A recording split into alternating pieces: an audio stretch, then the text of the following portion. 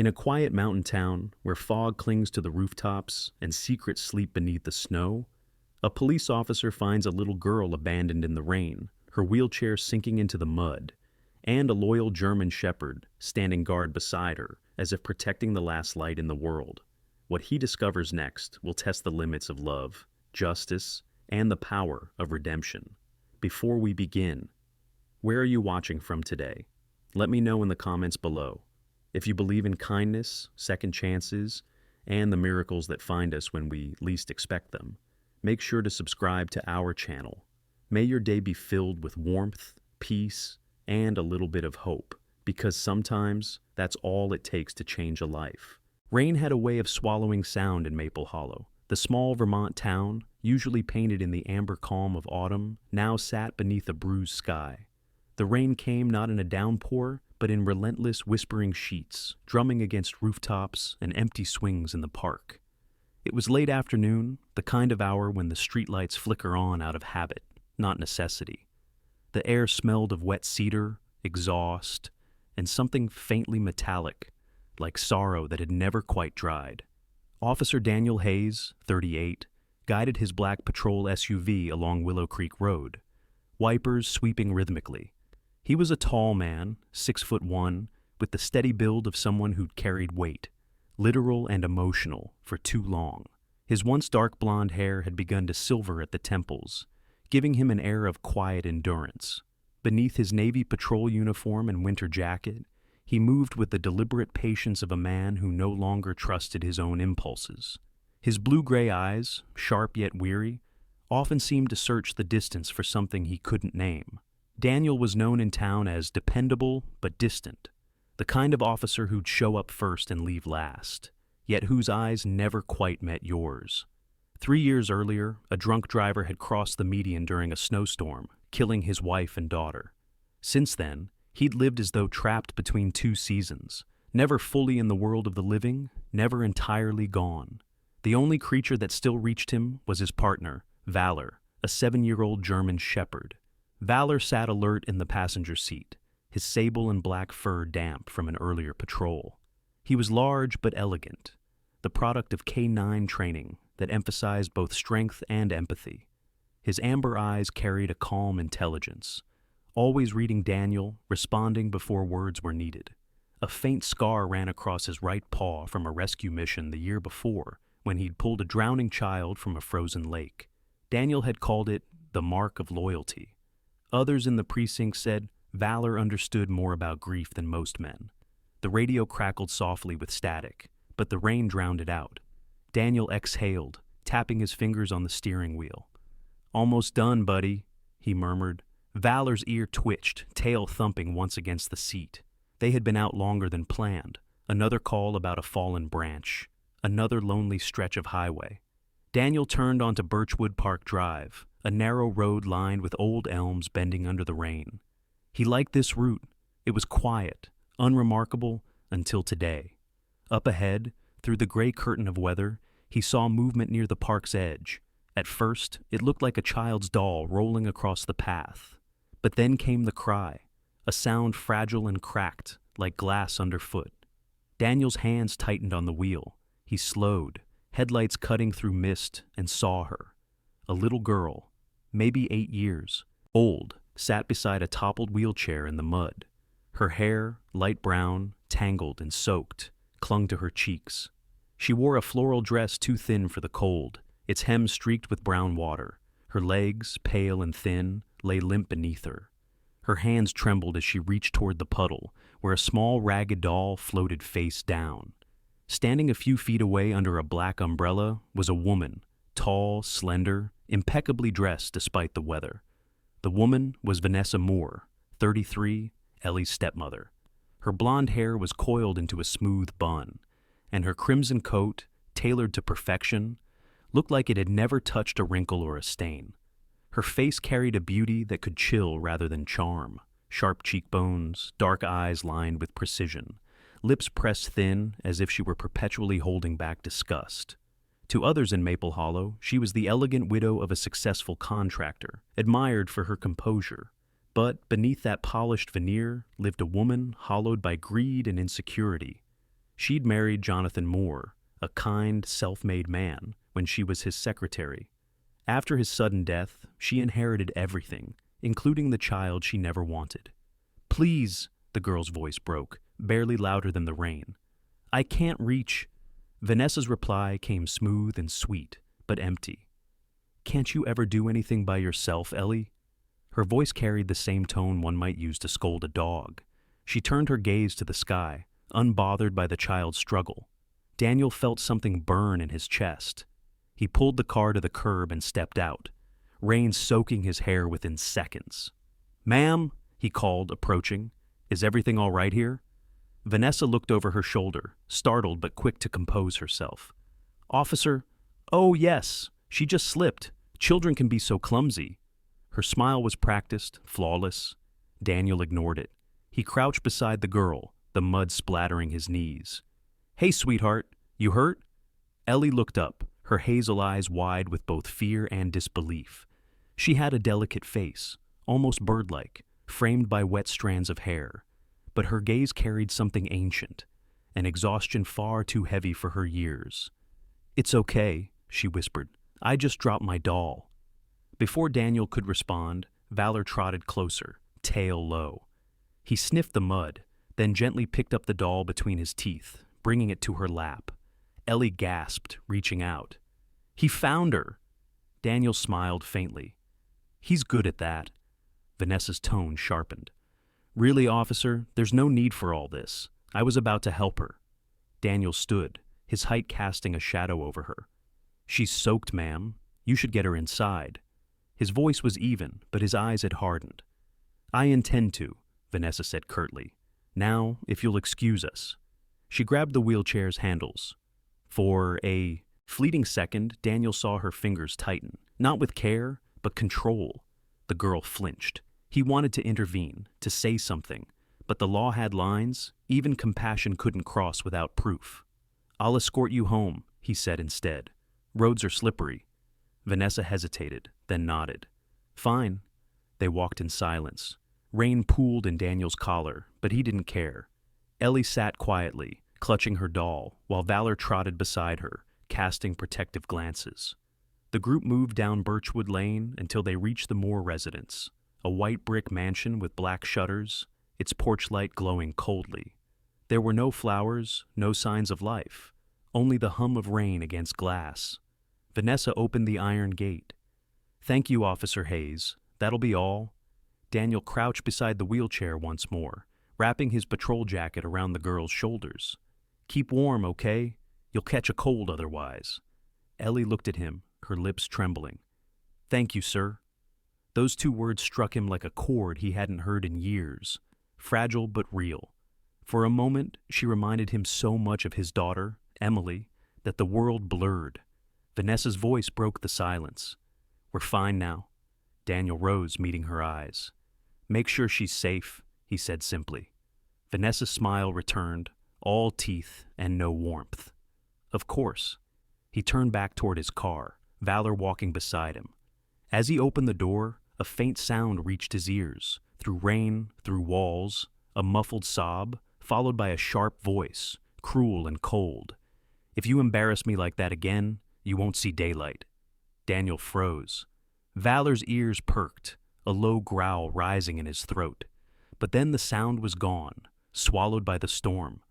Daniel stood still for a long moment, water streaming down his face like tears that weren't his own. He glanced back toward the mansion, the porch light flickered weakly, illuminating the empty wheelchair now leaning by the door. Something inside him twisted tight. He whispered to Valor, "No one should be afraid in their own home." Valor whined softly, pressing against his leg. Daniel looked once more at the dark windows, then climbed into the car. As he drove off, headlights cutting through the mist, his reflection in the windshield merged with the image he couldn't shake, a little girl's trembling hands reaching through the rain, and the knowledge that if he did nothing, he would fail another child, just as he once failed his own. In the back seat, Valor shifted, laying his head against Daniel's arm. The rain softened as they passed the edge of town, but inside Daniel the storm had only begun. The rain did not stop that night. It whispered against the glass windows of the Moore mansion, a steady murmur that filled every silence Vanessa left behind. Inside, the air was perfumed with expensive candles and the faint trace of disinfectant, clean enough to erase warmth, but not memories. 8-year-old Ellie Moore sat in her room, wrapped in a thin blanket that still smelled of mud. Her wheelchair leaned against the dresser, its wheels caked with dried rain. Across the room, a portrait of her late father, Jonathan Moore, hung above the fireplace. His smile, kind, open, and real, was the only source of comfort in that house. Jonathan had been a builder, both in trade and in heart. He built homes for people who had none, volunteered at veterans' shelters, and never left a room without making someone laugh. His sudden death in a construction accident 3 years ago had cracked the world in half for Ellie. After that, Vanessa became more than a stepmother. She became the shadow that filled every quiet space Jonathan once warmed.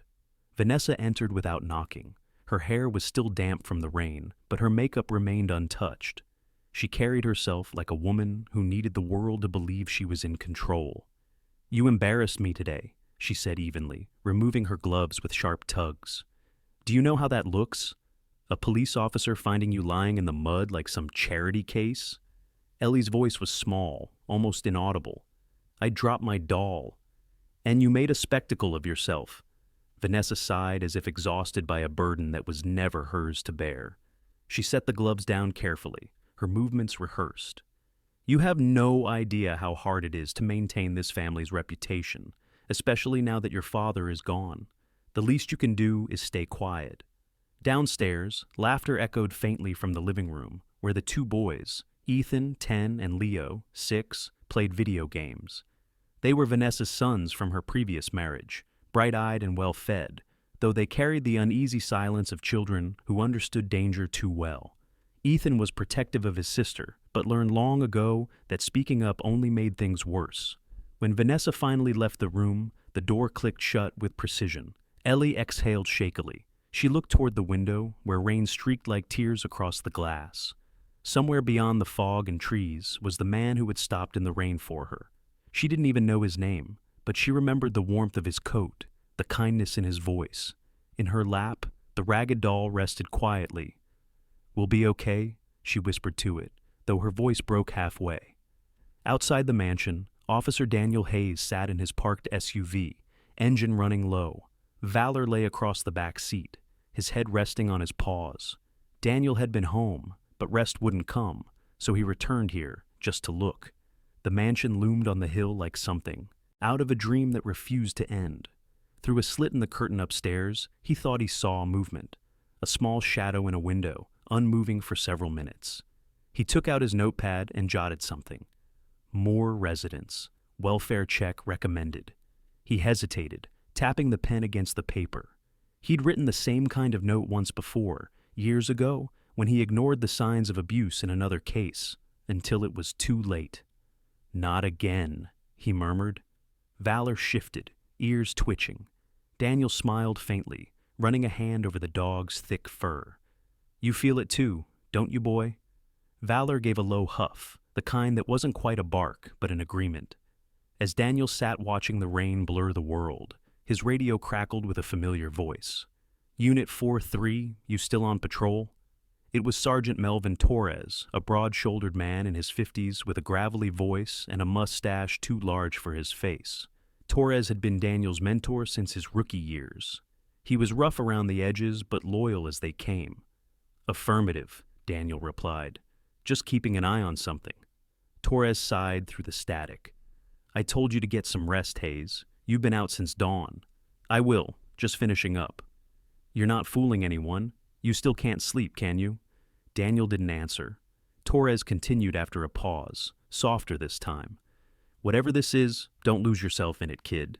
The dead don't need saving. The living do." Daniel turned off the radio before he could reply. He leaned back in his seat, staring up at the mansion. "The living," he murmured. "Yeah." Across town, the Maple Hollow police station sat nearly empty.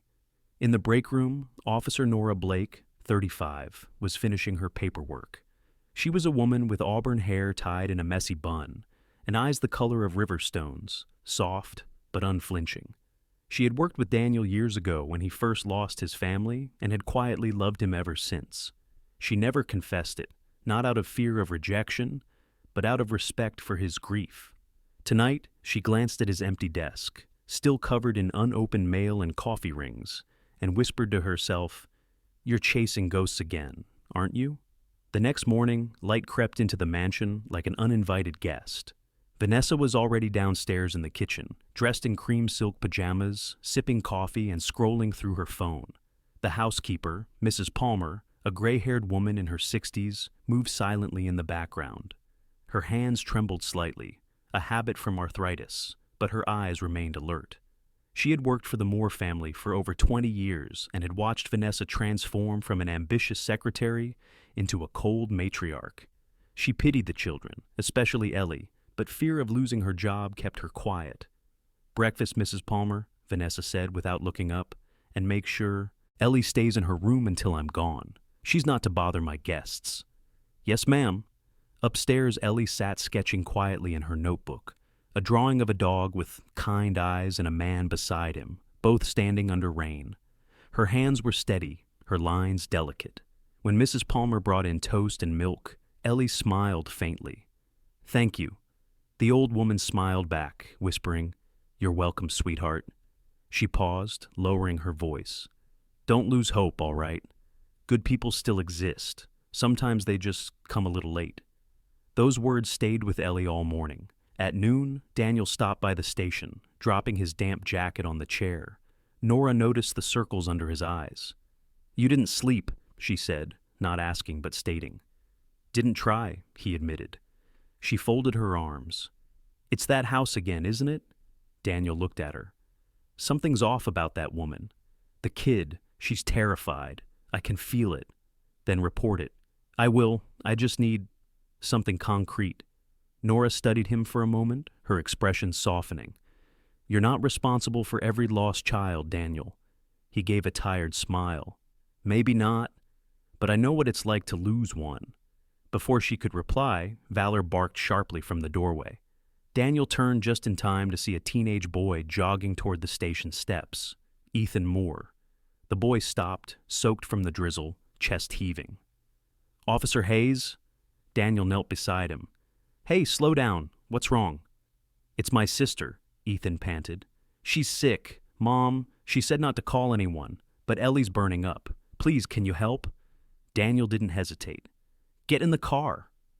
As they sped back toward the mansion, rain began again, soft at first, then pounding. Valor barked once, urgent, sensing the rising tension. Daniel's heart hammered. He didn't know what waited for him at that house, but he knew one thing. If he walked away this time, he'd never forgive himself. The SUV roared through the narrow streets until the white mansion appeared again, distant and pale beneath the storm. For the first time since his wife's death, Daniel felt purpose burn through the fog of guilt. He gripped the steering wheel, whispered to Valor, "Not this one, not her." As thunder cracked above Maple Hollow, the car pulled into the long driveway of the Moore estate. Somewhere behind those windows, a frightened child waited, and the shadows that ruled that house were about to meet the light. The wipers beat frantically against the windshield as Daniel Hayes' cruiser tore through the storm. The world outside was a blur of gray and lightning, the trees bending under the wrath of the wind. In the passenger seat, Ethan Moore sat hunched forward, his small hands twisting together. The boy's dark hair clung to his forehead, and his soaked jacket clung to his shoulders. His eyes, startlingly blue, were red from crying. Beside him, Valor, the German shepherd, stood with his front paws on the console, nose pressed against the window, ears up, growling softly at each crack of thunder. Daniel's knuckles whitened on the steering wheel. When they reached the Moore mansion, the storm had grown wilder. The once pristine garden was littered with fallen branches. Daniel parked, threw open his door, and shouted over the roar of the rain, "Stay in the car, Ethan!" But the boy shook his head, voice trembling. "She's upstairs, please. She's burning up." Valor leapt out first, landing in a puddle with a splash. Daniel followed, boots sinking into the mud. The front door wasn't locked. That alone told him something was wrong. Inside, the house was too quiet. The lights were dim, flickering occasionally with the unstable power. Rain tapped against the wide windows like impatient fingers. A faint smell of medicine mixed with perfume hung in the air. "Vanessa?" Daniel called out. No answer. Only the wind moaned through the half-open door behind him. Ethan pointed toward the staircase. "Her room's at the end of the hall." Daniel drew a breath and started up, Valor trotting ahead, nose low, tail rigid. The German Shepherd was trained for search and rescue, his instincts sharper than any man's. Midway up, the dog stopped, ears twitching, and gave a short bark. "What is it?" Daniel whispered. Valor whined and darted forward. They reached the landing just as a door slammed somewhere down the hall. The first thing Daniel saw when he entered Ellie's room was her small figure lying motionless on the bed. Her skin was flushed, her hair plastered to her forehead. A damp towel slipped from her neck. Her eyes fluttered weakly at the sound of his voice. "Officer?" she whispered, barely audible. He knelt beside her. "Hey, it's okay. You're safe now." Her lips moved again, but no sound came. Behind him, footsteps echoed on the wooden floor. Vanessa Moore appeared in the doorway, her expression tight and colorless. She wore a silk robe the color of ivory, immaculate as always, though her face was pale beneath the perfect makeup. "Officer Hayes," she said coldly, "you have no right to be in my house." Daniel rose slowly, keeping his voice calm. "Your stepson came for help. Your daughter is very sick. She needs a doctor." "She needs rest," Vanessa snapped, "and she's my responsibility." "Then start acting like it." His tone sharpened. "She's burning up. I'll call in force ambulance." "You will do no such thing." Her voice cracked, betraying the tremor of panic. "Do you know how it looks for a police officer to barge into my home? People talk, Officer Hayes. They always talk." Daniel met her gaze. "Let them. At least they'll be talking about saving a child, not burying one." Before Vanessa could respond, Valor barked again, a short, urgent sound, then bounded toward the hallway. He stopped near a door at the far end, growling low. Daniel frowned and walked over, pushing it open. The smell hit him first. Damp wood, dust, something sour. The room was dark except for a single hanging light bulb. In one corner stood a small wooden chair, rope lying beside it. He turned back to Vanessa, whose face blanched. "What is this?" "It's storage," she said quickly. "Old furniture, nothing more." Daniel's voice dropped to a low, dangerous quiet. "You tied her up here, didn't you?" Vanessa's eyes flickered. "You have no proof." "Not yet," he said. "But I will." He turned back to Ethan, who stood frozen by the door, tears on his cheeks. "Son, grab her coat and blanket. We're getting your sister to the hospital." Vanessa lunged forward. "You can't take her." Valor stepped between them, teeth bared, a deep growl rumbling from his chest. Vanessa froze, her breath quickening. The sight of the animal, strong, wet, unyielding, made her shrink back a step. "Call him off!" Daniel's voice was calm, resolute. "Not until we're out that door." He wrapped Ellie carefully in a blanket and lifted her into his arms. She was frighteningly light, as if made of paper and air. As he carried her down the stairs, her head rested against his shoulder, her skin hot with fever. Ethan followed close behind, clutching Valor's leash, though the dog hardly needed it. Outside, the storm had softened into drizzle. The ambulance arrived within minutes, its lights painting the rain red and blue. Paramedics hurried Ellie inside, attaching monitors and oxygen. One of them, a young woman with a round face and freckles, looked up at Daniel.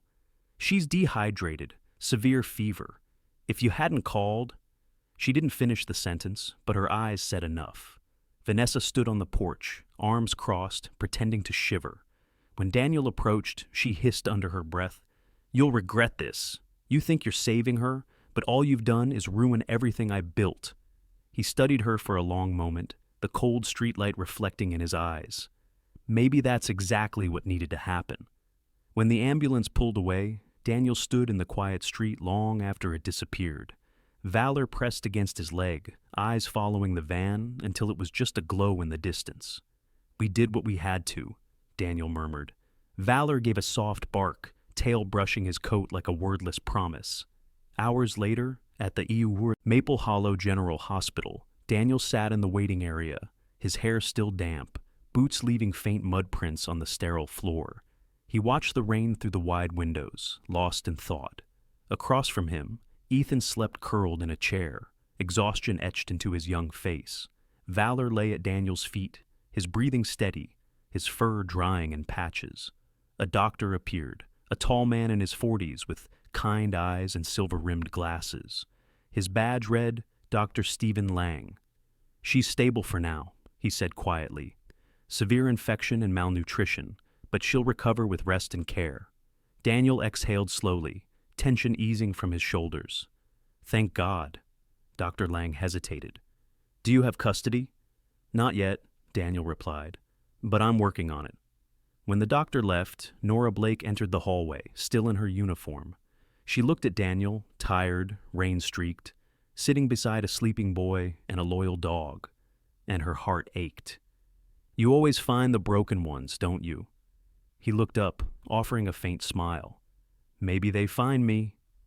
Valor lifted his head, eyes following the sound of footsteps in the corridor. Through the glass window, Ellie lay asleep in her hospital bed, the doll clutched to her chest, her breathing even. For the first time, she looked peaceful. Nora sat beside Daniel, her voice gentle. "You'll need help, you know. This won't end here." "I know," Daniel said quietly, "but it's a start." As dawn broke over Maple Hollow, the rain faded into mist. Daniel stood, stretching stiff muscles, and looked down at Valor. "We found her, buddy. That's the first step." Valor's tail thumped once in response. Together, they walked toward the window to watch the sunrise spilling pale gold across the wet streets. A fragile promise that maybe, this time, the ending could be different. The rain had stopped, but the world still felt wet with it. Maple Hollow was draped in a cool mist that clung to the streets and rooftops, wrapping the small Vermont town in a quiet melancholy. Outside the Maple Hollow General Hospital, dawn light spilled across the wet pavement like liquid gold. Officer Daniel Hayes leaned against his patrol SUV, sipping from a paper cup of coffee gone lukewarm. His eyes were fixed on the second-floor window, Ellie's room. He had been there all night, watching the fragile rise and fall of a small chest through glass and reflection. Valor sat at his feet, calm and alert, his dark fur gleaming in the morning haze. The German shepherd's ears flicked at every sound, the shuffle of nurses, the creak of doors, the distant honk of a delivery truck, but his gaze followed Daniel's toward that same window. A soft breeze stirred the American flag by the entrance, and for a moment, Daniel thought of his old partner, Ethan Moore, Ellie's father. The memory came unbidden, a dusty road in Iraq, the smell of diesel and gunpowder, and Ethan's last words before the explosion tore through the convoy. "If anything happens to me, promise me you'll look out for my girl." Daniel had kept that promise far too late, but at least he was keeping it now. The automatic doors slid open behind him, and Nora Blake stepped out. She wore civilian clothes this time, jeans, a dark green jacket, her auburn hair tied back loosely. Without the uniform, she looked softer, younger, but her eyes still held that firm steadiness he had always admired. "You've been standing here since 4, she said gently, handing him a fresh cup of coffee. "You're going to turn into a statue." Daniel gave a small smile. "Maybe then I'd finally get some peace." "Don't kid yourself," Nora said, sipping her drink. "Statues still get rained on." They stood in silence for a while, the sound of wind carrying the faint chime of hospital bells. Nora spoke again, quieter. "Social services will want to talk to you. They're filing for emergency protection. The report about Vanessa won't stay quiet for long." Daniel nodded. "Good. Let it make noise." Inside the hospital, Dr. Stephen Lang checked on Ellie. His coat was wrinkled, and fatigue deepened the lines around his eyes, but his movements were precise, gentle. He adjusted the IV drip, his hand steady as he murmured something reassuring. Ellie was awake now, her eyes open but distant, tracing the rain droplets sliding down the glass. "How's my doll?" she asked faintly. Dr. Lang smiled. "Your friend's keeping her safe." "Valor?" "Yes, the big dog with the brown eyes." She smiled weakly, then coughed. "He didn't get hurt?" "No, he's waiting for you downstairs," Dr. Lang said, his voice like calm water. He had treated children for 20 years, and yet every time he saw one like Ellie, small too, quiet, carrying a fear they didn't deserve, something in him broke a little more. His daughter had died at 7 from leukemia. Perhaps that's why his patience with children never ran out. He believed in giving them time, because time was the one thing he couldn't give his own. Later that morning, Daniel entered the room, with Valor trotting beside him. Ellie's face lit up faintly at the sight of the dog. She reached out a trembling hand, and Valor stepped closer, resting his muzzle gently on her blanket. Daniel stood by the foot of her bed. "Hey, kiddo," he said softly. "You scared us last night." "I didn't mean to," she whispered. "I just got tired." He knelt beside her. "You don't have to be sorry. None of this is your fault." Her eyes flickered toward the window. "Will they take me back there?" "Not if I can help it." From the doorway, Nora watched silently.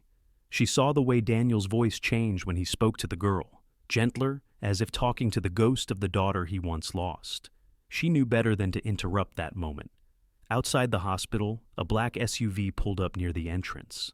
A man stepped out, tall, broad-shouldered, in a gray coat and leather gloves. His name was Harold Lancaster, an attorney in his late 40s with a sharp jawline and calculating eyes. He had once represented Jonathan Moore's company, and after his death, he became Vanessa's confidant, though most suspected his loyalty was paid for. He adjusted his tie, handed a briefcase to the clerk at the desk, and asked in a measured tone, "I'm here on behalf of Mrs. Vanessa Moore. I'd like to see her daughter." When Daniel was notified, his expression darkened. He met Harold in the corridor. "She's not seeing anyone today." Harold gave a polite but icy smile. "You don't have the authority to make that call, Officer Hayes. Mrs. Moore still retains parental rights." "Not for long." Daniel's voice was even, but his eyes were cold. "You can tell your client that the state will be filing charges for neglect and abuse." Harold's smirk faltered. "Be careful, officer. I've seen careers ruined by misplaced heroism." Daniel took a step closer. "And I've seen lives ruined because good people stayed silent." The air between them tightened, heavy with unsaid threats. Finally, Harold adjusted his coat and turned away. "Then I'll see you in court." After he left, Nora joined Daniel, her brow furrowed. "You're poking a hornet's nest," he sighed. "Then I'll be ready for the stings." Meanwhile, back at the Moore mansion, Mrs. Palmer, the elderly housekeeper, packed her things quietly. The house felt emptier than ever, its chandeliers unlit, its hallways echoing with absence. She paused by the portrait of Jonathan Moore, brushing dust from the frame. "If you could see what became of this home," she whispered, her voice trembling, "you'd weep." She tucked a photograph of young Ellie into her pocket before leaving. Some things, she thought, didn't deserve to be left behind. That evening, the rain began again, light but persistent. In the hospital room, Ellie drew on a sketch pad Nora had brought her. The drawing showed a man, a dog, and a girl holding an umbrella under falling rain. She was coloring the sky gray when Daniel entered with takeout sandwiches.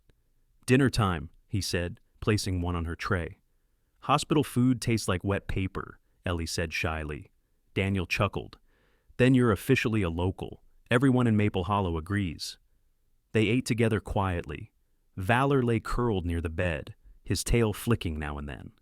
After a while, Ellie asked, "Did my dad really die saving someone?" Daniel froze for a heartbeat, then nodded. "He did. He saved me." Ellie blinked. "You?" He smiled sadly. "Yeah. Back when I didn't think I was worth saving." She thought about that for a long time, then whispered, "Maybe that's why you found me." The words hit deeper than she could know. Daniel looked away, swallowing the ache in his throat. "Maybe it is," he said softly. Later that night, as the lights dimmed and nurses made their rounds, Daniel stood by the window with Nora. Rain streaked the glass, tracing crooked paths down to the sill. "We'll need evidence," Nora said. "Medical reports, statements from the housekeeper, maybe even Ethan." "We'll get it," Daniel replied. "We have to." Nora studied his reflection in the window, the tired eyes, the haunted determination. "You can't save every child, Daniel." He turned to her. "No, but I can save this one." Valor stood beside them, gazing at the rain with the patience of something eternal. The next morning, the hospital hallways were filled with sunlight for the first time in days. Daniel received a call from the police department. The judge had approved temporary protective custody for Ellie under state supervision. He hung up, exhaling relief. Valor barked once, as if sensing victory. Daniel turned toward Ellie's room, watching her laugh quietly as Nora showed her how to braid a friendship bracelet. For a fleeting moment, the world seemed right again. But somewhere outside the hospital, a sleek black car rolled down Birchwood Lane toward the Moore mansion. Inside, Vanessa Moore sat with dark glasses and a fixed smile that didn't reach her eyes. She had heard about the custody order, and she was not planning to surrender without a fight. And as the rain began once more, Maple Hollow prepared for a different kind of storm, one that wouldn't wash away so easily. The clouds over Maple Hollow hung low and heavy, like a ceiling about to collapse.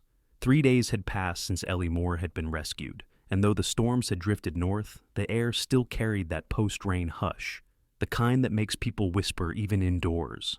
The hospital room had grown brighter. Nurses called Ellie the quiet fighter, and Valor had become an unofficial therapy dog, padding softly through the corridors, pausing beside any child who reached out. Daniel Hayes had spent most of those days at the hospital, answering calls from social services, filling out paperwork, and deflecting the press that had somehow caught wind of the story. But today, as he sat by the window, sipping bitter coffee, he knew the calm was temporary. Vanessa Moore was back in town. He'd seen the sleek black sedan earlier that morning, parked outside the courthouse. Harold Lancaster, her attorney, had filed an appeal against the emergency custody order. Rumor had it, Vanessa had hired a private investigator to dig into Daniel's past, his grief, his medication records, even the therapy sessions he'd skipped. The town's gossip chain had begun to hum, twisting facts into whispers that spread like frost. The cop who lost his family playing hero again. Daniel set down his coffee and rubbed his temples. The sound of small laughter drew his gaze toward the hallway. Ellie sat in her wheelchair by the vending machine, talking with a nurse named Jenny Alvarez, a woman in her late 20s with chestnut hair and an easy smile. Jenny had grown up in Maple Hollow, the kind of person who could make even the loneliest patient laugh. She crouched beside Ellie, helping her unwrap a chocolate bar. "Dr. Lang says you're strong enough for a little walk tomorrow," Jenny said brightly. "What do you think?" Ellie grinned, her cheeks pink for the first time in weeks. "Can Valor come?" Jenny looked toward Daniel and winked. "If your officer here signs the permission slip." Daniel smiled faintly, his exhaustion momentarily softened. "He's more responsible than most adults I know. I think we'll manage." Valor, lying near Ellie's chair, wagged his tail as if in agreement. His fur had dried into soft waves, and a small patch of white around his muzzle hinted at his age. Every time Ellie dropped a crumb, he caught it mid-air with precision, earning another giggle. For the first time since his wife's death, Daniel realized he was smiling without forcing it. But peace in Maple Hollow rarely lasted. That afternoon, while Daniel was meeting with Clara Jennings, a social worker in her early 40s with a sharp bob haircut and reading glasses perpetually balanced on her head, trouble found its way through the hospital doors. Clara was brisk but kind, the kind of woman who'd seen too much pain to waste words on pity. "The judge granted Vanessa visitation rights," she said, setting a folder on the table. "Supervised, once a week, here at the hospital." Daniel's jaw tightened. "That's a mistake." "It's the law," Clara replied evenly. "And as much as I hate to say it, she's playing it smart. She's hired a PR firm, donating to children's charities, scheduling interviews about the hardships of widowhood. She's rewriting herself before anyone else can." Daniel muttered a curse under his breath. "She's trying to wash off the guilt with money." "Money has a long reach, Officer Hayes," Clara said quietly. "But so does truth. Don't underestimate that." When Vanessa arrived later that day, the entire hospital seemed to hold its breath. She stepped out of her car in a pale gray suit, every strand of her hair pinned in place, her lipstick a careful shade of sincerity. Her eyes were hidden behind dark glasses, but her posture radiated calculation. Harold Lancaster followed close behind, holding an umbrella. Daniel met her in the lobby. "Mrs. Moore," he greeted, voice even. "Officer Hayes," she replied, removing her glasses with a faint smile. "How devoted of you, standing guard like a knight. I'm here to make sure the visit goes smoothly." "Of course," she said sweetly. "You do enjoy saving things, don't you?" Before he could answer, Clara appeared beside them. "Let's keep this civil. Mrs. Moore, you'll have 20 minutes." When they entered the room, Ellie's small frame stiffened. She looked at Vanessa, then at Daniel, unsure.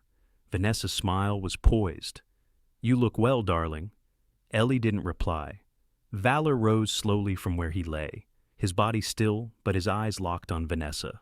Daniel placed a quiet hand on his collar. Vanessa sat by the bed, smoothing her skirt. "I've missed you," she said softly, her tone syrupy but hollow. "You must have been so scared that night." "I was beside myself with worry." Ellie's voice was barely a whisper. "You locked me in the basement." Vanessa's smile froze. "Sweetheart, that's not true. You're confused. Fever can make people remember things wrong." "I remember the dark," Ellie murmured, "and the rope." Vanessa's hand tightened around her purse strap. "That's enough. You've been through a lot. I forgive you for what you think you saw." Daniel's restraint wavered. "Forgive her?" he said quietly. "For being abused?" Vanessa stood abruptly. "I won't be spoken to like this. Harold, we're leaving." But Harold was already staring at Valor, who had moved closer, low growl vibrating through the air.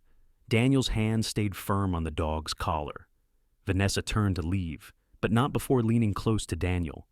"You think you're saving her, but children grow up, officer. They forget. And when they do, all you'll have left is your guilt." She left the room, with her perfume trailing behind her like poison. After she was gone, Ellie looked at Daniel. "She doesn't believe she did anything wrong." "No," Daniel said softly. "Some people never do." That night, Daniel sat in the hospital cafeteria with Nora. The fluorescent lights buzzed softly, casting their faces in tired halos. Nora stirred her coffee, eyes fixed on him. "She's not going to stop, is she?" "No," he said, "but neither am I." Valor lay beneath the table, head resting on his paws, his breathing calm and even. The dog's presence had become Daniel's compass, a reminder of loyalty untainted by deceit. Nora reached across the table, touching his hand briefly. "You're doing good, Daniel. You're giving that girl a chance." "Sometimes I wonder if that's enough," he murmured. "It will be," she said. "You just have to keep standing when the rest of them sit down." Before dawn, Daniel was awakened by his phone. Clara's voice was tense. "We've got a problem. The power's out on the east side, and the hospital's backup generators are unstable. We're transferring critical patients to the Maple Ridge facility." "Is Ellie safe?" "She will be, but I'd feel better if you were here." Daniel arrived 20 minutes later, Valor trotting beside him through the flickering halls. Nurses moved briskly, guiding gurneys toward ambulances. In the confusion, he spotted Ellie in her wheelchair, clutching her doll, her face pale but calm. Jenny Alvarez stood behind her, trying to keep her calm. Daniel crouched beside the girl. "You doing okay, kiddo?" She nodded. "I'm not scared anymore." Valor pressed his nose into her hand, earning a weak laugh. The generator lights buzzed overhead, then dimmed. Somewhere in the distance, thunder rolled again. Outside, the rain began anew, soft, almost tender, as if the heavens themselves wanted to soothe what the world had broken. Daniel helped lift Ellie into the ambulance, then climbed inside. As the door shut, he caught sight of Vanessa's car idling across the street. She sat behind the wheel, eyes hidden once more, her expression unreadable. Daniel turned away. "Let's go," he told the driver. As the ambulance rolled toward Maple Ridge, Ellie leaned against the window, her reflection trembling in the rain. She whispered to Valor, who lay beside her feet, "When I grow up, I want to help people too." Daniel glanced at her in the mirror and smiled faintly. "You already are," he said. And as the sirens faded into the night, none of them saw the dark figure of Harold Lancaster, watching from the hospital parking lot, phone pressed to his ear. "It's done," he said quietly. "She's being moved." The rain swallowed his words whole. The sky above Maple Ridge was painted in shades of pearl gray, the kind of dawn that smelled of rain and hospital disinfectant. The ambulance had stopped hours ago, But Daniel Hayes still sat in the hallway of the rehabilitation center, hands clasped together, exhaustion hollowing the lines around his eyes. The sign above the double doors read, Morning Ridge Rehabilitation and Wellness Center, letters carved into polished oak. The place didn't feel like a hospital. It smelled of pine wood and chamomile, and the air was warmer, less sterile. Through the window, a ridge of green hills rolled beyond the mist. It was the kind of view meant to remind broken people that the world was still beautiful. Valor sat beside Daniel, his head resting on his paws. His golden tan fur caught the soft morning light, and a faint scar across his shoulder gleamed like a badge of resilience. Nurses passed by, some smiling at him, others giving a respectful nod. Everyone in Morning Ridge already knew about the police dog who'd saved a little girl in Maple Hollow. Valor's ears flicked with every sound, the shuffle of slippers, the whisper of a wheelchair's wheels, the hum of hope stitched into the walls. Ellie was inside the therapy room now, undergoing her first evaluation. Through the glass window, Daniel could see her with Dr. Clara Jennings, the lead physical therapist. Clara was in her mid-30s, short and strong, her copper hair tied into a low ponytail, freckles scattered across her cheeks like sunlit dust. She had an energy that filled the room, a mix of discipline and kindness. People often said she had the soul of a soldier and the patience of a saint. Years earlier, a car crash had taken her husband's life and left her unable to have children. Since then, she'd poured every ounce of her love into helping injured kids reclaim their strength. "Good," Clara said as Ellie gripped the parallel bars, her thin legs trembling under her. "Just a little weight on your left leg. Don't think about walking. Think about standing." Ellie's brow furrowed in concentration. Sweat beaded along her temples, her small hands shaking. Valor barked softly from the hallway, and she smiled, despite the pain. "He's watching," she whispered. "Then let's make him proud," Clara said.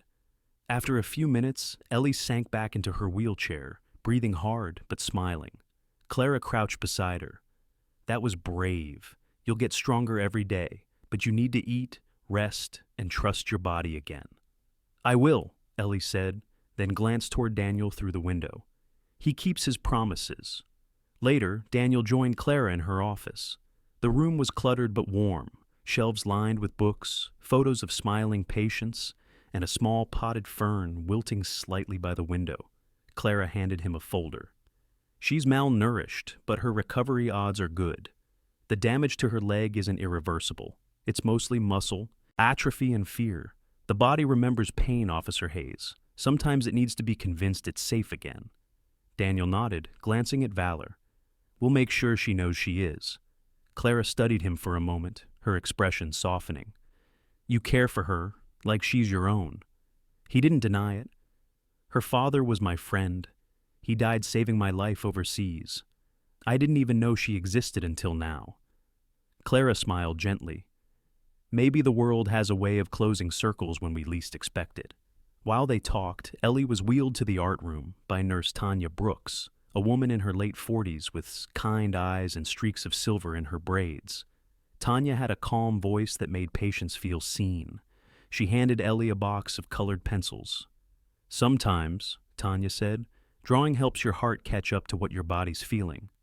Ellie began sketching quietly, a man, a dog, and a small figure standing on a hill beneath sunlight.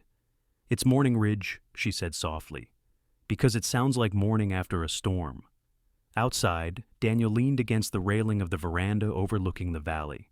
The air smelled of wet soil and pine resin. Nora Blake arrived, carrying 2 steaming cups of coffee. Her hair was damp from the drizzle, and her jacket had a faint smell of leather. "You look like a man who hasn't slept in a decade," she teased. Daniel chuckled tiredly. "I might have missed a few nights." She handed him a cup. "News from Maple Hollow isn't great. Vanessa's attorney filed a defamation complaint against you. Says you're harassing her, spreading lies, and emotionally manipulating her stepdaughter." Daniel's jaw tightened. "She's still trying to rewrite the story." Nora nodded. "But we have witnesses now. Dr. Lang, the housekeeper Palmer, even Ethan. It won't stick. Still, I know what this means to you. You can't afford another loss." He looked at the hills. "That's why I won't let it happen." Valor stood and padded to the edge of the veranda, nose twitching in the cool breeze. The dog's gaze was sharp, focused, not on danger, but on movement. Down below in the parking lot, a dark SUV idled for a few seconds before driving off. Daniel frowned. Vanessa's people? Nora followed his gaze. Probably. Harold Lancaster won't rest until he discredits you. Be careful. The next morning, the center buzzed with new energy. Ellie had begun her physical therapy, and the staff adored her. She had a way of brightening the air simply by trying. Kids in the common room started calling her Sunshine Girl, and Valor, who was now allowed to accompany her into therapy sessions, became the unofficial mascot. He would lie at the end of the gym floor, watching her every step with unblinking faith. Clara watched from across the room. "That dog's loyalty is something rare," she said. Daniel smiled, faintly. "He doesn't understand fear. Maybe that's why she trusts him." In the afternoons, Nora joined them after her shift at the precinct. She'd sit by Ellie's side while the girl drew landscapes or colored Valor's fur in her sketchbook. Sometimes Daniel would catch himself watching them, realizing with quiet shock that his heart was starting to open again, slowly, cautiously, like sunlight through clouds. But the peace cracked one evening when Clara received an anonymous envelope. Inside were photographs, grainy, taken from a distance, of Daniel at the hospital, sitting beside Ellie's bed. A note read, "He's not who you think he is." Clara frowned, showing it to Daniel. He examined the handwriting, precise, deliberate. "Lancaster," he said. "He's trying to make it look inappropriate, to question my motives." Clara's voice hardened. "We'll file a report, but be careful. Public perception can be cruel." That night, Daniel stood by the window in the guest quarters the center had given him. Rain tapped the glass like restless fingers. Valor lay by his feet, occasionally twitching in dreams. Daniel whispered, "They'll come after her again. I can feel it." Valor opened one eye, as if to say, "Then we'll be ready." The next morning, Ellie completed her first unassisted step. It lasted only a second, 2 trembling feet on the mat. But when she fell, Valor barked triumphantly. Daniel rushed forward, helping her back up, and she laughed breathlessly. "I did it!" "You did," Clara said proudly, "and you'll do it again tomorrow." As everyone celebrated, a storm gathered quietly outside the windows. The wind began to shift, carrying the scent of rain and something darker. The prelude to change. Across town, in a dimly lit office, Harold Lancaster placed a call.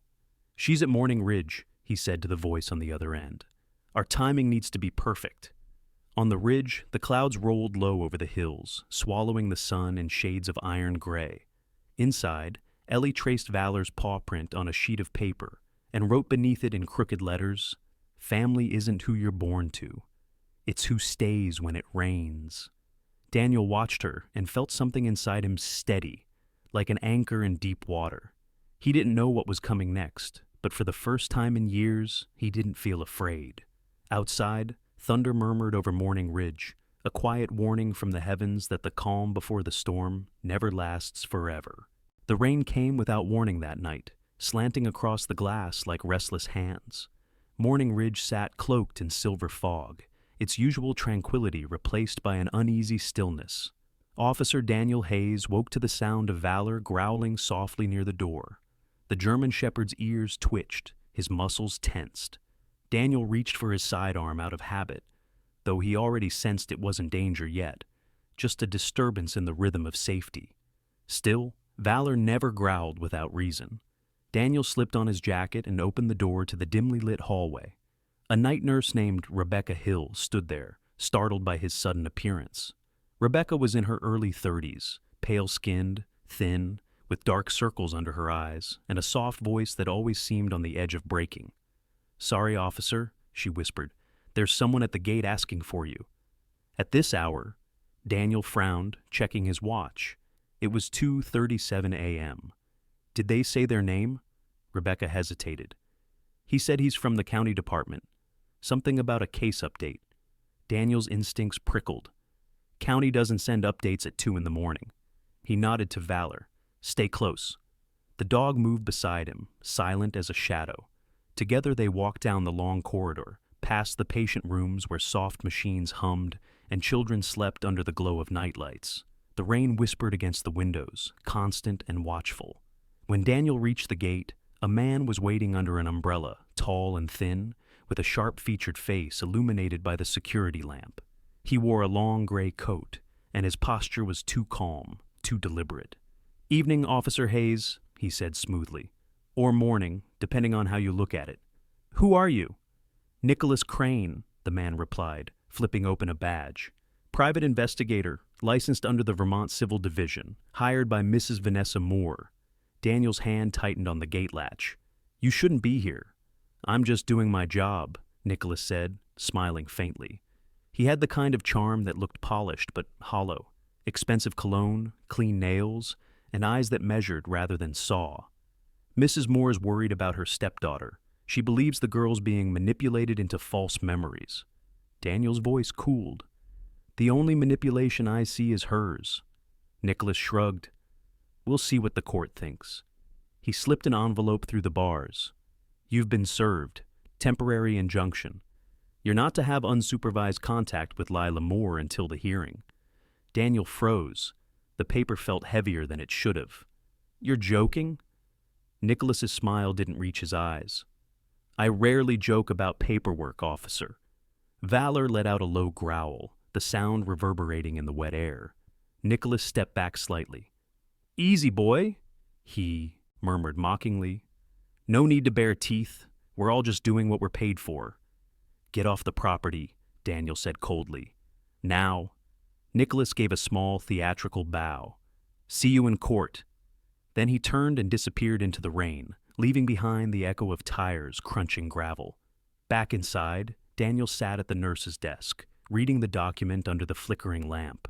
It was official, the result of Vanessa's smear campaign, the photos from Lancaster's envelope, the whispers, all part of the trap.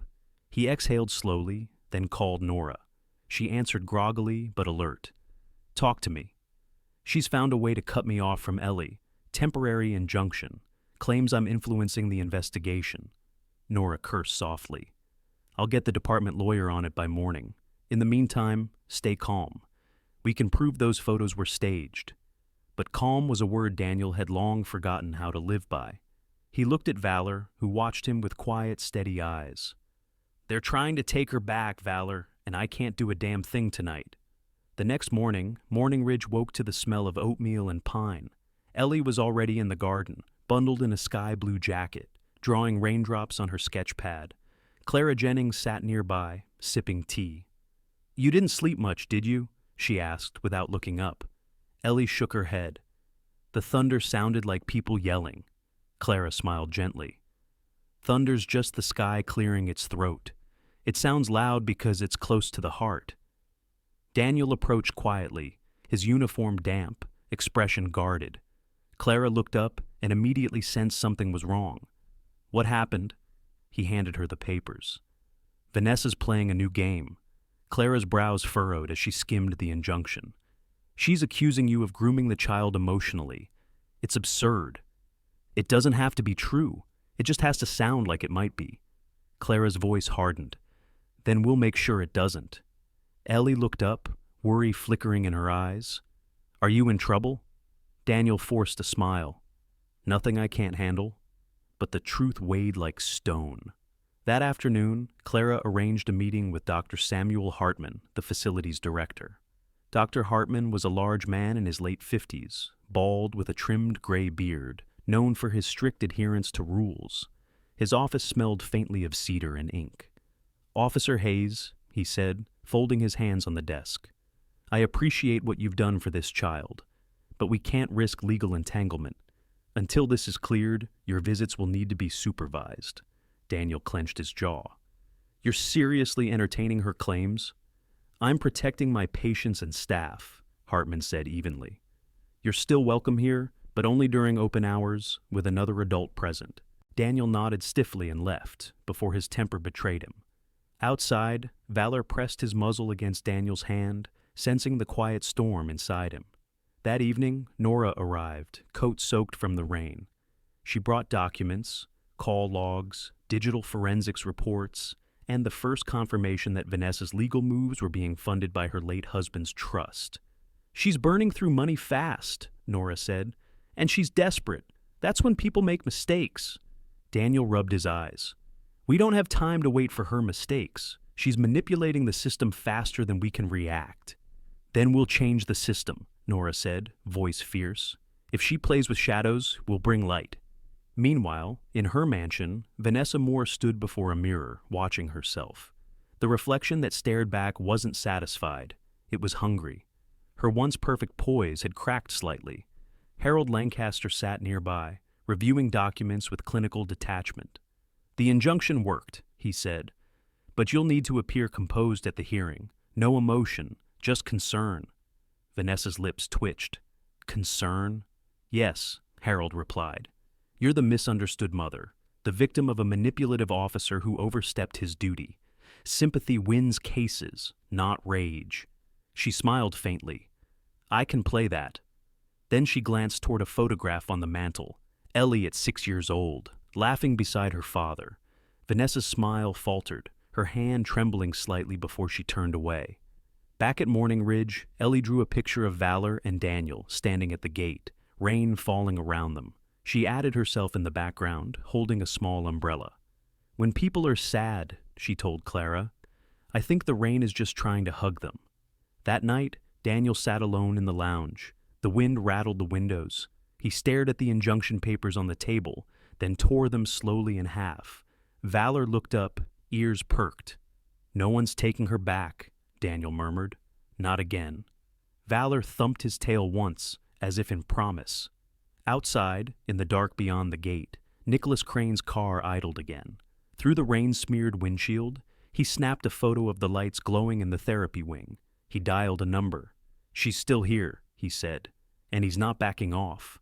On the other end, Vanessa's voice was low, smooth, and dangerous. "Then it's time to make sure he never can." The line went dead, leaving only the hiss of rain against glass and the faint echo of thunder rolling down the ridge. The storm had rolled out of Maple Ridge by morning, leaving behind a thin mist that clung to the grass and the scent of damp earth.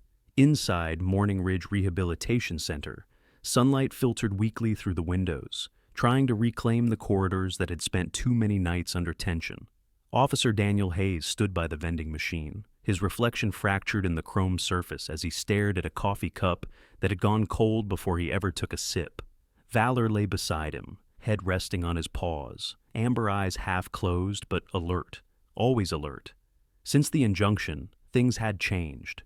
He was allowed to see Ellie only during supervised hours, usually when Clara Jennings or another staff member was present. It wasn't the distance that hurt him most. It was the silence that had settled between those hours. The little girl who once called his name with quiet trust now watched him from across the room with a mix of confusion and fear she didn't understand. Legal walls had been built higher than any he could climb. Clara entered the hallway, carrying a stack of files. Her copper hair was pulled into a messy bun, and she wore the same calm expression she used when balancing the chaos of the ward. "The board's meeting in an hour," she said, offering him a brief smile. "We're discussing whether to allow your therapy sessions to continue after the injunction." Daniel sighed. "You think they'll say yes?" "I think they'll pretend to deliberate and then follow the safest option," Clara said wryly. "But I'll fight for it. She needs stability, and you're part of that." Before he could thank her, a new voice echoed down the hall. "Officer Hayes?" Daniel turned to see a tall man in a gray cardigan and glasses approaching. A new face, unfamiliar. The man extended a hand. "Dr. Mason Hale, state-appointed psychologist. I'll be conducting the evaluation ordered by the family court." Daniel shook his hand, studying him. Dr. Hale looked to be in his late 40s, lean, with sharp features softened only by weariness. His brown hair was thinning at the temples, and there was something cautious in his eyes. A man who had seen too many fractured families and learned not to pick sides too early. "I read your report on the Maple Hollow incident," Hale said, flipping open a small leather notebook. "Impressive work. You've saved lives before." Daniel's jaw tightened. "This isn't about saving lives. It's about keeping one from being destroyed." "Sometimes they're the same thing," Hale said quietly. "I'd like to observe your interactions with the girl this week, if that's acceptable." Daniel nodded reluctantly. If that's what it takes. Later that afternoon, Ellie sat in the therapy room with Clara, working on leg stretches. She wore a yellow sweater that made her eyes seem brighter, though her movements were still stiff. When Daniel entered, Hale trailing discreetly behind, Ellie looked up, but didn't smile. "Hi," she said softly. "Hey, sunshine," Daniel replied. His voice carried warmth, though it trembled at the edges. Valor trotted in and lay beside her chair, tail thumping once before settling. Clara clapped her hands lightly. "All right, let's see that balance again. Hands on the rail." As Ellie stood, Valor stayed perfectly still, gaze fixed on her every movement. Daniel knelt beside them, speaking gently. "Don't rush, the ground will wait for you." Ellie bit her lip, focusing on her steps. Her hands shook slightly, but she didn't fall. Clara's voice was soft but steady, coaxing rather than commanding. When Ellie managed 3 steps without help, Daniel's eyes lit up with pride. "That's my girl," he said before catching himself, realizing too late the slip of affection. Clara noticed the change in Hale's expression, but said nothing. Ellie, however, smiled for the first time that day. "Did you see Valor?" she whispered. "I did it."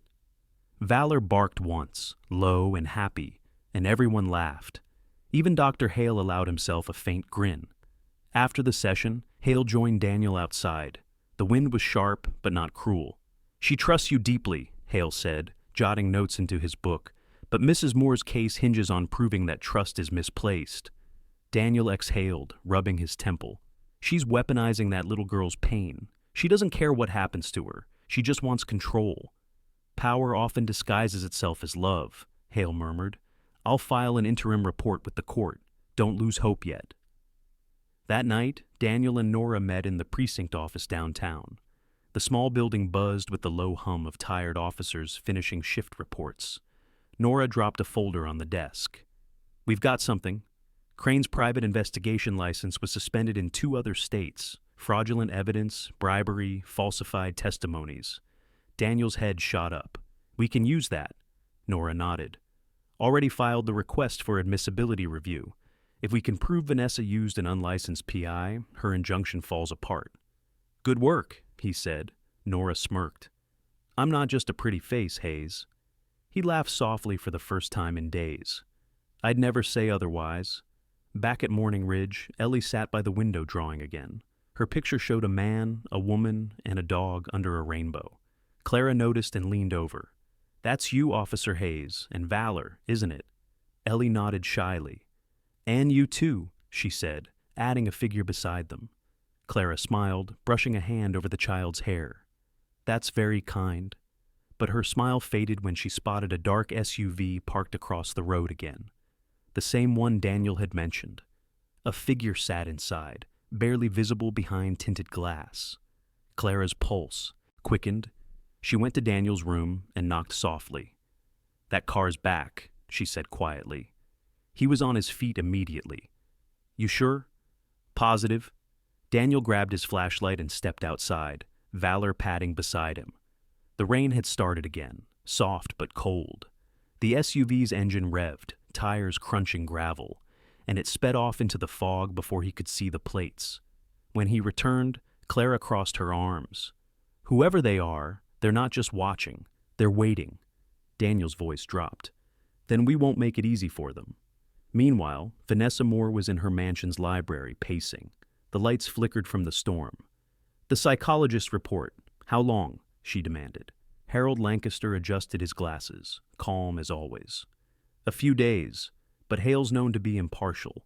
He might not favor your narrative. Then we'll change it," she snapped.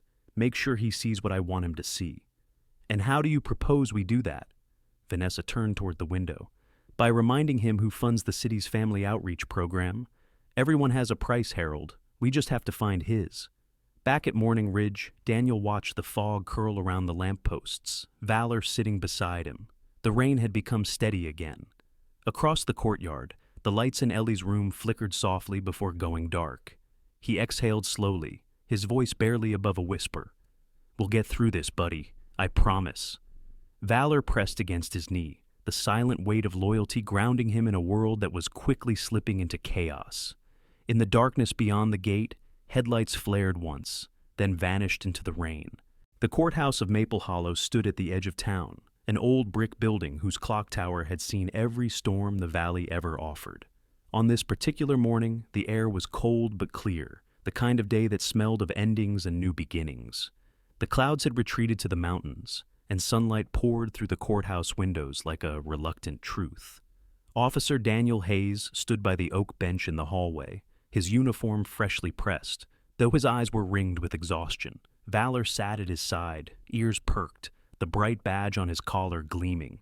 Around them, the building hummed with restrained tension, journalists whispering, lawyers rehearsing, the echo of high heels against tile. Nora Blake appeared first, holding a thick folder. Her dark hair was tied back, her expression unreadable but steady. "I've filed everything," she said, handing him a copy. Proof of Crane's misconduct, the falsified photos, even the payment trail leading back to Vanessa's account. "It's all in there," Daniel exhaled, nodding. "Then it comes down to whether they're willing to see it." "They will," Nora replied firmly, "because I made sure the judge was the same one who owes me a favor for saving his niece's scholarship last year." Daniel almost smiled. "You play a dirtier game than I do." "Only when I have to," Nora said, her gaze softening. "You deserve to win this, Daniel. So does she." A door opened down the corridor. Dr. Mason Hale stepped out, adjusting his glasses, a faint shadow of fatigue beneath his eyes. He'd spent the last 2 days interviewing everyone, Daniel, Clara, even Ellie. The man carried the calm air of someone who had walked through decades of other people's chaos and learned to find stillness inside it. "They're ready for us," he said simply. Inside the courtroom, Vanessa Moore sat beside her attorney, Harold Lancaster. She wore a navy dress, her hair swept up elegantly, the picture of wounded grace. Her hands rested delicately on her lap, but her eyes were hard, 2 polished stones, cold and watchful. Across from her sat Daniel and Nora. Behind them, Clara and Dr. Hale took seats quietly. Ellie had not been brought to court. Dr. Hale had insisted it would cause her unnecessary distress. The judge, a silver-haired man named Judge Robert Kane, known for his temper and his fairness in equal measure, called the session to order. "We're here to determine whether the custody and protective injunction against Officer Hayes shall be upheld or dismissed." Harold stood first, his voice smooth and practiced. "Your Honor, my client has been the victim of slander and manipulation. The officer exploited his position to influence a grieving child, encouraging her to invent false memories of abuse for his personal satisfaction." Daniel's knuckles tightened on the table, but Nora placed a steadying hand on his arm. Harold continued, "Mrs. Moore has devoted herself to her stepdaughter's care since her husband's tragic death. Her only mistake was trusting an unstable man with a history of trauma and obsession with lost children." The courtroom murmured. Daniel looked down briefly. The sting of that word, unstable, cut deeper than he'd expected. Nora rose calmly. "Your Honor, the defense has evidence to prove that Mrs. Moore orchestrated a deliberate smear campaign using falsified photos produced by an unlicensed investigator, Nicholas Crane, whose record includes 2 prior suspensions for evidence tampering. We've also recovered digital correspondence showing Mrs. Moore paid Mr. Crane through a shell company 2 weeks before this injunction was filed." Judge Kane adjusted his glasses. "Is this verified?" Nora handed over the folder. "Yes, sir. Signed affidavit from the state investigator who confirmed the payments." Harold's composure cracked for the first time. Vanessa shot him a warning glare, but the tremor in her jaw betrayed her. Then Dr. Hale stood, his voice calm but carrying weight. "Your Honor, as the court-appointed psychologist, I've completed my evaluation. Miss Lila Moore displays symptoms of post-traumatic stress consistent with prolonged emotional neglect and confinement. Her fear responses, her avoidance of loud noises, and her described memories align closely with documented trauma behavior in children. Moreover," he paused, glancing briefly at Daniel, "the child demonstrates positive attachment to Officer Hayes, rooted in safety and consistency. In my professional opinion, removing him from her environment again would be detrimental to her recovery." The judge leaned back. "So, you're saying the allegations against the officer have no basis in reality?" "I'm saying," Hale replied, "that love and protection leave clearer evidence than lies." The room fell silent. Vanessa's mask slipped for a fraction of a second, just enough for the quiet to notice. Judge Kane shuffled the papers before him, his pen tapping once, twice. "Mrs. Moore, would you like to address the court?" Vanessa rose, her voice trembling with rehearsed fragility. "Your Honor, I've only ever wanted what's best for Lila. She's confused. Grief makes children imagine things. I admit I wasn't perfect. I was angry after my husband's death. But I've changed."